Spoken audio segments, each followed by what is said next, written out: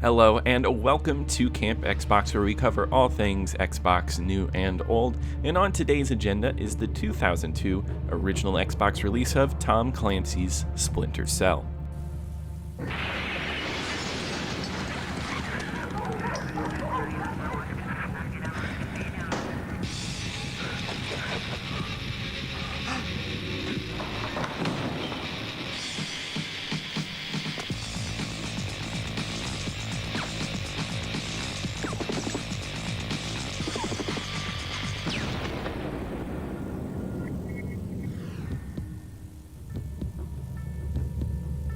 Published by Ubisoft and developed by Ubisoft Montreal, originally exclusively released for the Xbox, but the game would become so popular that it would branch out to all other consoles at the time, even the N-Gage.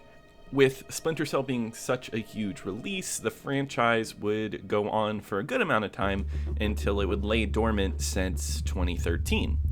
But with Ubisoft recently announcing a remake of the game that started it all, I felt like it was a good time to revisit the original and see what made this franchise so iconic. Stealth gameplay had never been the same after Metal Gear Solid's release on the PlayStation 1.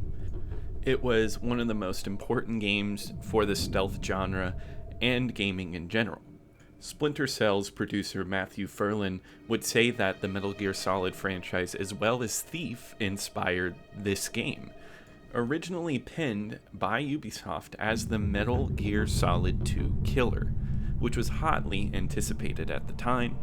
Tom Clancy's Splinter Cell was to bring the stealth game genre to the next generation, developing not only something graphically impressive, but also an immersive stealth experience.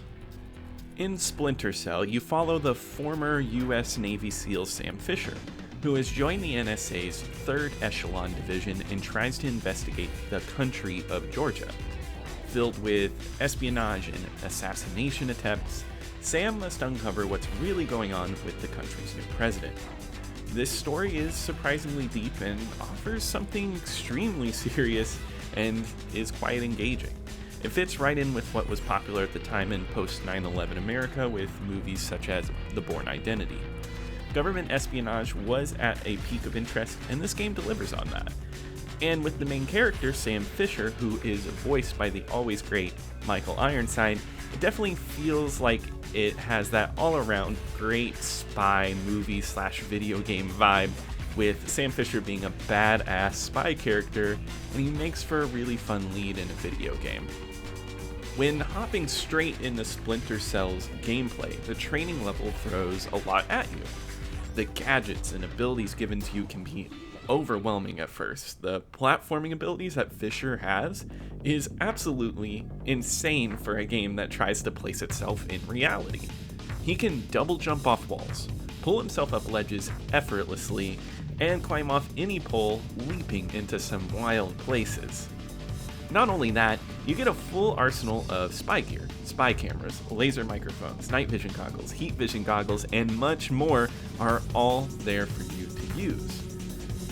All of these gadgets found by holding the black button and just moving around a simple menu system. Thankfully, in my playthrough, it felt like everything had its purpose, and I found myself using creative ways to pass my foes unnoticed with all of my gadgets. What I found fun was its complete openness to creativity. Its linear level design did kind of dampen the creativity, but it did create a way for you to practice and understand the level design to use your platforming and gadgets to effectively bypass enemies and reach your goals. And I mean, you must pass them up or knock them out. This game is strict with its lose conditions. Only a few enemy alarms and you are out and back to the last checkpoint, and you're gonna have to redo everything. The checkpoint system is a mixed bag here, kind of feeling forgiving at times, but other times not being till after multiple enemy encounters.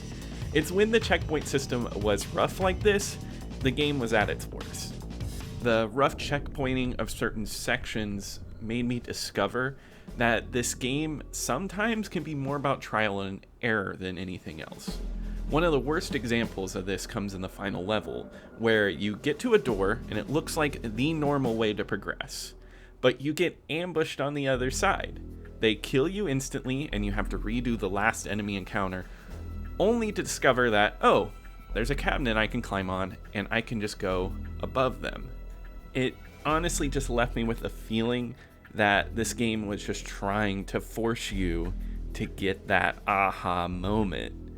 These moments don't happen often, I'll say, but it happens enough that it feels a bit annoying. It doesn't help that gun accuracy is pretty wonky in Splinter Cell, so gunplay kinda was left behind for me in favor of straight knocking people out. Those gripes, though, only stop it from being a really great game to me, because this game is strong. It controls near perfectly. Slowly moving Sam Fisher in Dark Shadows always flows perfectly. With the movement of your stick and platforming, it all works so cohesively, coming together and making something that's much more fun than it really has any right to be. When you pull off that double wall jump or that leg split along the hallway, it feels awesome. The amount of room you have to take people out with these fun moves makes you feel like you're in control of the action, and when you reach that next checkpoint, it is rewarding. This game also looks excellent for its time. Heck, I still think the shadows and lighting looks great today. It has this really nice style to it, and when it's dark, it tells you that you are invisible, and it really does feel like it. Jumping from dark patch to dark patch with enemies nearby can be anxiety-inducing, which is exactly what you want from a stealth title. It's all around one of the best Xbox titles out at that point in 2002, and I'm sure if you were an Xbox gamer at that time and having that as an exclusive, you really felt like you had the most powerful console on the market. And exclusive to Xbox were 3 downloadable missions, so you got even more out of your package, which really wasn't a big deal in gaming at the time.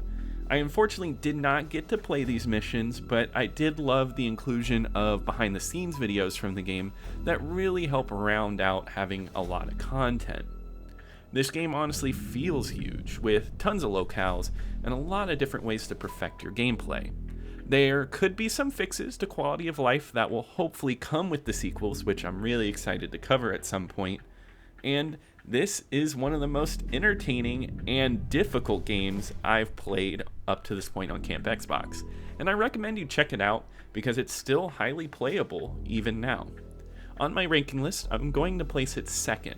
I feel like it's a stronger game than The Hobbit, but not quite as fun as Project Gotham Racing. Well, thank you for watching the video. If you have any Splinter Cell memories, be sure to put it down in the comments, and like and subscribe if you enjoyed the video. And I'll catch you next time here at Camp Xbox.